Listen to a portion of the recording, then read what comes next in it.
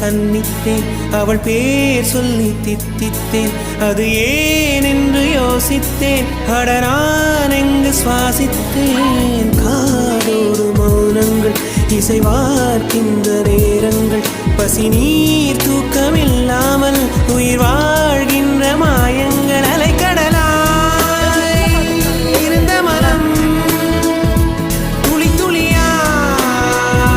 சிதறியதே ஐம்புலனும் என் மனமும் எனக்கெதிராய் செயல்படுதே விழி காண முடியாத மாற்றம் அதை மூடி மறைக்கின்ற தோற்றம்